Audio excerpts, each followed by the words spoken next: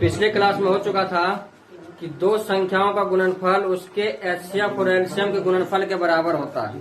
आज हम लोग सिद्ध करेंगे क्या √3 एक अपरिमेय संख्या है। सिद्ध करना है कि √3 एक अपरिमेय संख्या है। अगर वो परिमेय संख्या है तो सिद्ध करना है इसको। हम मान लेते हैं कि √3 एक अपरिमेय नहीं है, परिमेय है। मानने में क्या आता है, कुछ भी मान सकते हैं। मान लो, माना कि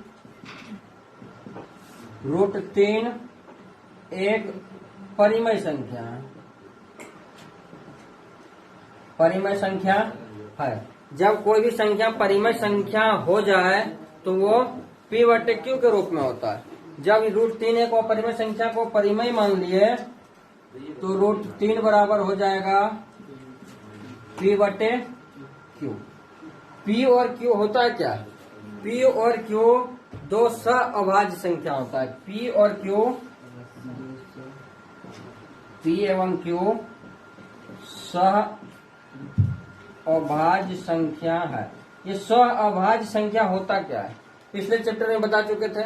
सहअभाज्य कहने का अर्थ हुआ कि P और Q का उभयनिष्ठ गुणनखंड न हो, वही उसका सहअभाज्य कहलाता है। तो अगर हम सिद्ध करके दिखा दें कि P और Q का उभयनिष्ठ गुणनखंड अगर है तो हमारा मानना गलत हो जाएगा कि ये परिमेय संख्या है। चलो इसको मान लेते हैं समीकरण 1। तो क्या करेंगे, समीकरण 1 को दोनों तरफ वर्ग कर दो। समीकरण 1 को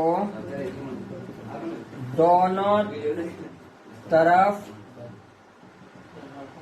वर्ग करने पर वर्ग कर दें तो ये हो जाएगा 3 का स्क्वायर अब बराबर P² बटे Q²। वर्ग करने पर वर्ग करेंगे तो ये 3 हो जाएगा। 3 बराबर P² बटे Q²। इस Q² को इधर ले आएंगे तो 3Q² हो जाएगा, बराबर बचा P²। ये Q² बराबर P² बटे 3।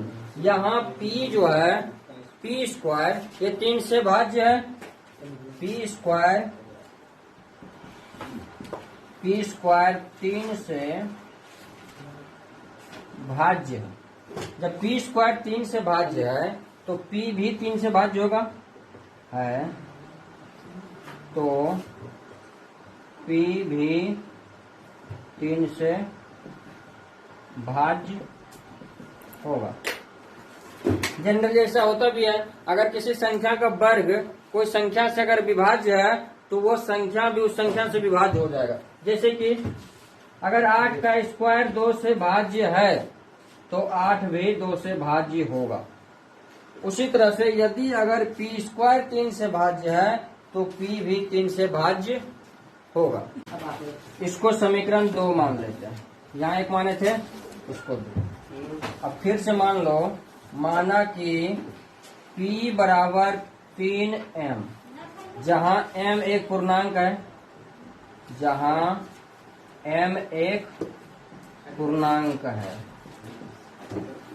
मान लिए अगर P बराबर 3M हम समीकरण 2 में रख दें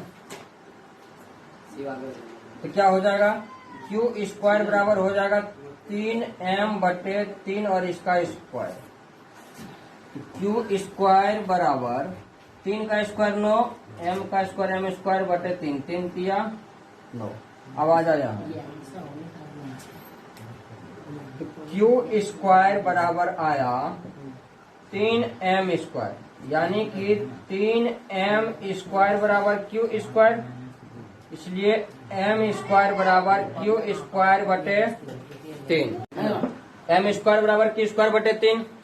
Q² 3 से विभाज्य है, Q² 3 से भाज्य है, तो Q भी 3 से भाज्य होगा। Q भी 3 से भाज्य होगा। होता ही है, किसी भी संख्या का अगर स्क्वायर कोई संख्या से भाज्य है तो वो संख्या में उससे भाज्य होगा। तो यहाँ Q और P का दोनों का एक उभयनिष्ठ गुणनखंड आ गया 3, यानी P और Q को दोनों 3 काट रहा है। तो इसका मतलब दोनों का उभयनिष्ठ गुणनखंड 3 है। और हम माने थे कि P और Q सभाज्य है, तो हमारा मानना गलत हो गया ना कि परिमेय संख्या है √3। जब ये परिमेय संख्या नहीं है तो ये अपरिमेय संख्या होगा। Q² 3 से भाज्य है तो Q भी 3 से भाज्य होगा। P और Q, P का भी गुणनखंड है वो 3 है और Q का भी 3 है, और हमारा मानना था कि P और Q सअभाज्य। सअभाज्य है मतलब कि इसका एक साथ गुणनखंड नहीं है, एक ही अंक गुणनखंड नहीं है। लेकिन यहाँ 3 जो आगे P को भी काट रहा है और Q को भी काट रहा है, तो हमारा मानना गलत हो गया कि √3 एक अपरिमेय संख्या है, √3 एक परिमेय संख्या है, ये मानना गलत हो गया। लेकिन P एवं Q का उभयनिष्ठ गुणनखंड 3 है, अतः हमारा मानना गलत है कि √3 एक परिमेय संख्या है। इसलिए जब गलत हो गया √3 एक परिमेय संख्या है तो √3 एक अपरिमेय संख्या होगा।